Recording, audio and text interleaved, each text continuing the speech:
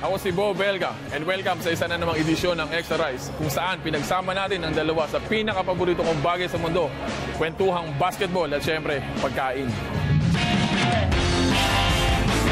Ngayong araw dito sa Brick Fire, isang 6-time PBA champion, 2-time finals MVP at isa sa mga court general ng Magnolia Hotshots ang makakasama natin, ang nag-iisang Mark Barroca.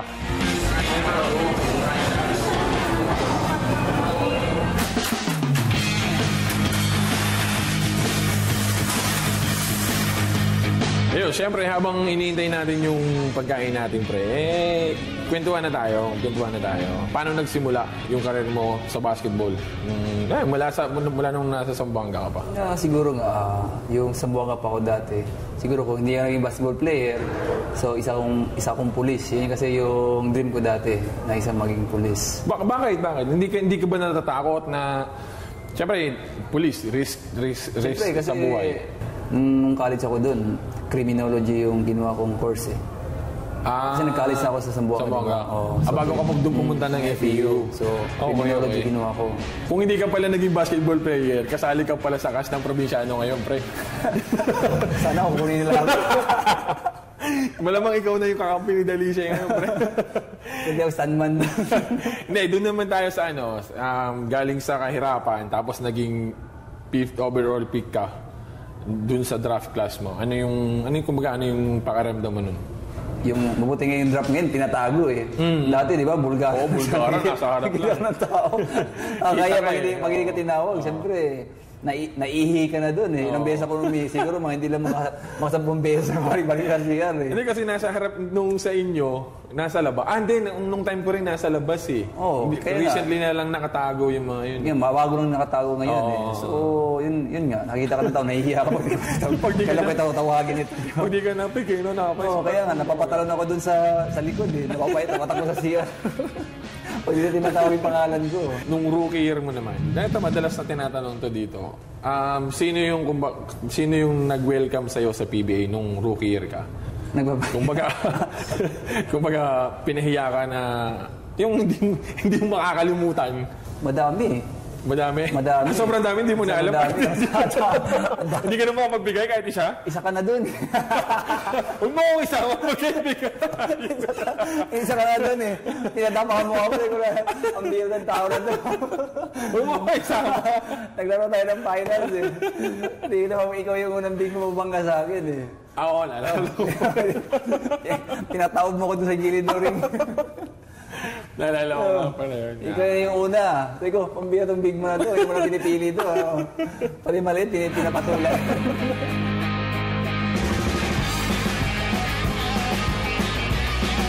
Bitahan mo ko lagi dito, pre, ha? Pag gutom ako, ha? Oo, magsama tayo ng iba. Tayong dalawa na yung host. Hindi ako na taga-camera.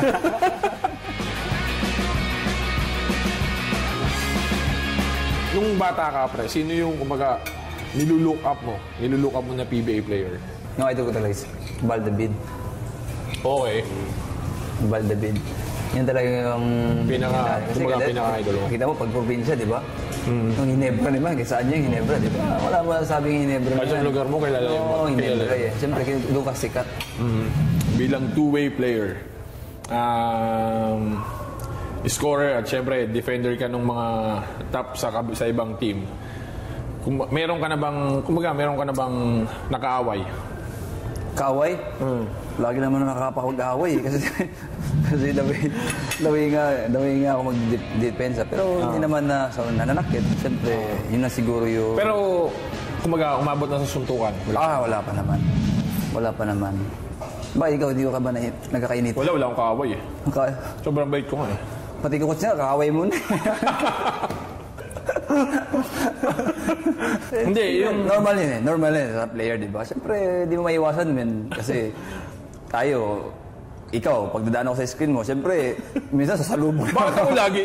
Kasi ikaw yung salbay sa screen. Ba't ako lagi? Siyempre ganun, normal yung sa guard. Yung sa inyong dalawa ni Chris Banchero, ano ba nangyari doon? Yung si Chris kasi, one lang yun. Siyempre nagkakainitan lang, ganun.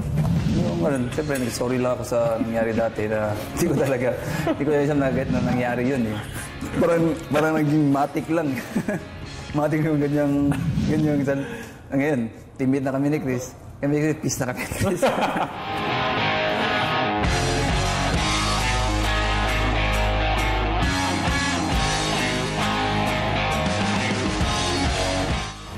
Para sa'yo, ang pinakamahirap bantayan? Kobe Bryant? Huwag yun. Ano na yun eh?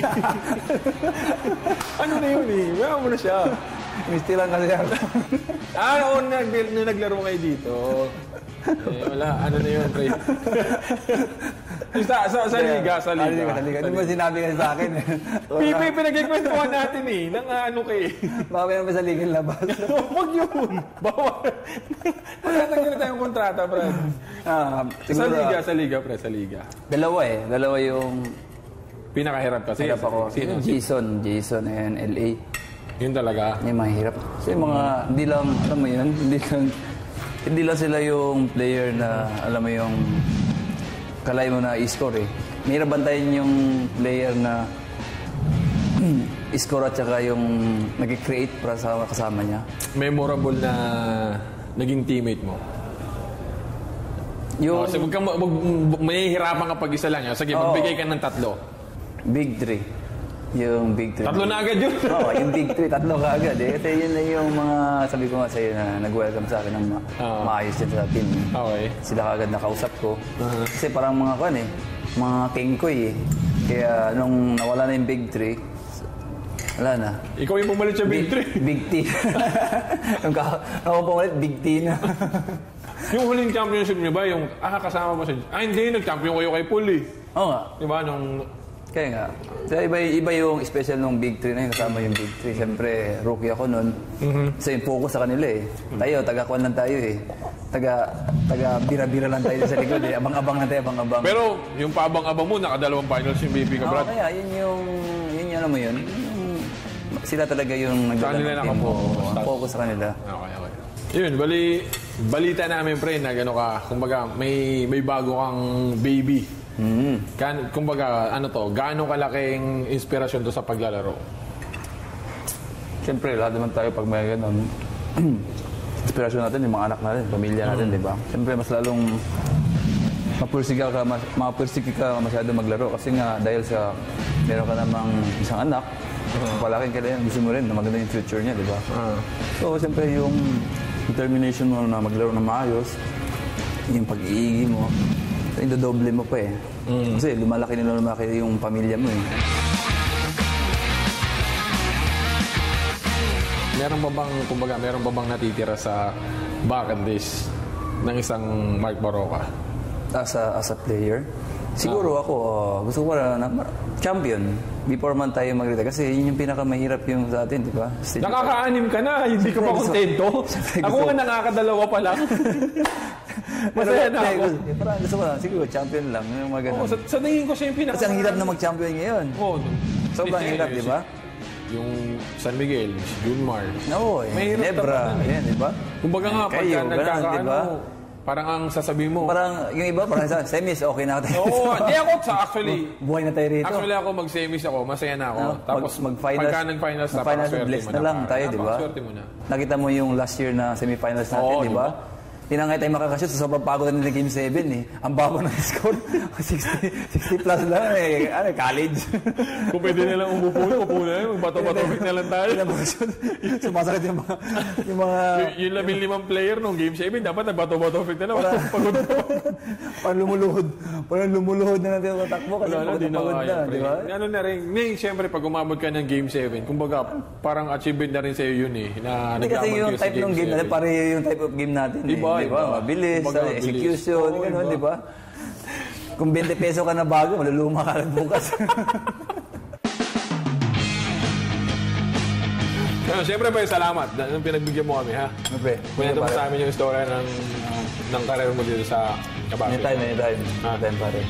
Ayun. Gusto nyo pa? Pag gusto nyo, ulit kayo. Ulitin lang natin yung kwento mo. Ibang kwento. Oo. Ikaw naman mag-host. Ikaw na tatanungin ko. Ayun, at syempre, Diyan na naman po nagtatapos ang isa namang exercise session kasama si Mark Barroca. And maraming salamat sa Brick Fire dito sa Quezon City. Kung gusto nyo ng masasarap na pagkain na talagang babalikan nyo, subukan nyo rito sa Brick Fire. Maraming salamat. Bye-bye.